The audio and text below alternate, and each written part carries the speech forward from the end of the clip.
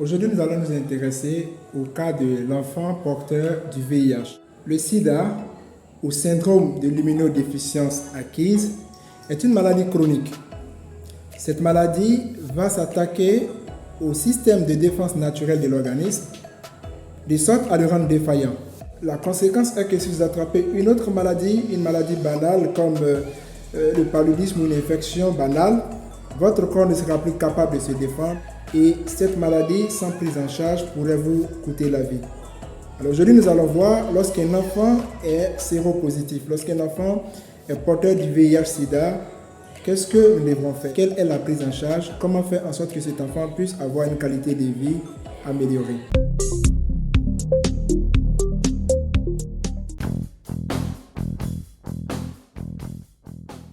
Nous parlons de la transmission du sida chez les enfants.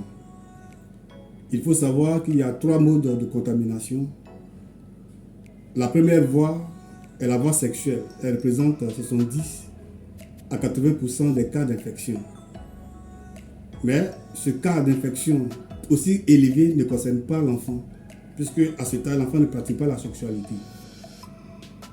Le cas qui peut concerner de près un enfant, c'est le cas de la transfusion sanguine, où l'enfant est malade, entre à l'hôpital, et c'est tout qu'on doit le transfuser.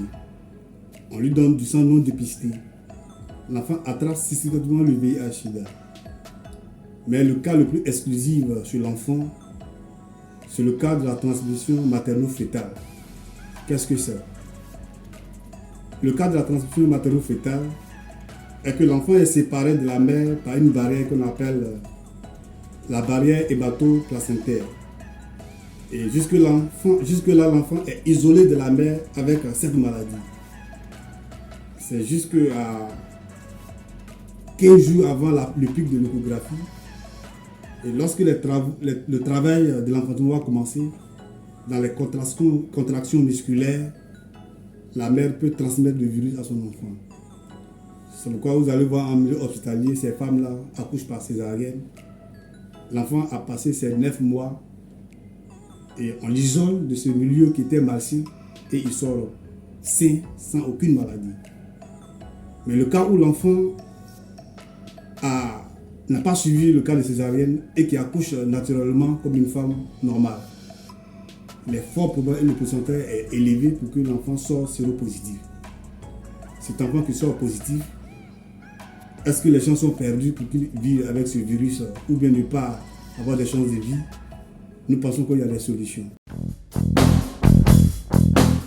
Selon les résultats des travaux que nous avons menés dans l'un des centres spécialisés dans le suivi des enfants VIH positifs, il s'est avéré que à l'admission de l'enfant dans le centre, l'on dose la charge virale à l'initiative. Elle donne une proportion.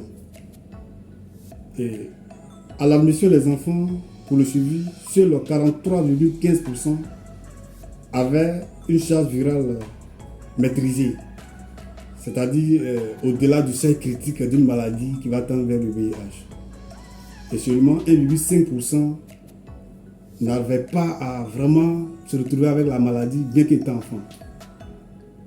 Et le dosage de la charge virale est permis 2 fois par an. On suppose que vous êtes entré dans le centre aujourd'hui, on vous donne la charge virale.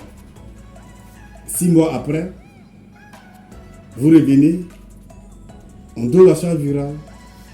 On essaie de comparer un peu votre réponse, puisque à l'admission, on vous donne des médicaments selon le protocole de l'OMS, en complicité avec tous les différents États, pour permettre la meilleure prise en charge des enfants et même des adultes.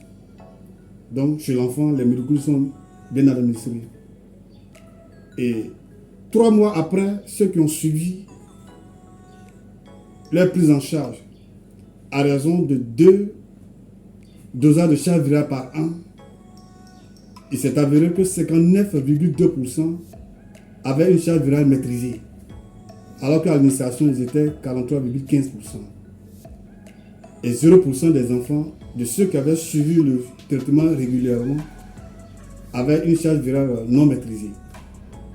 Et l'objectif 0% est l'objectif l'autorité internationale de la santé, qui est l'OMS, à travers les différents protocoles qu'on donne aux États pour la prise en charge du VIH. Et ces enfants se portaient très bien. Ils vivaient. Personne ne pouvait savoir qu'ils étaient atteints d'une maladie pareille.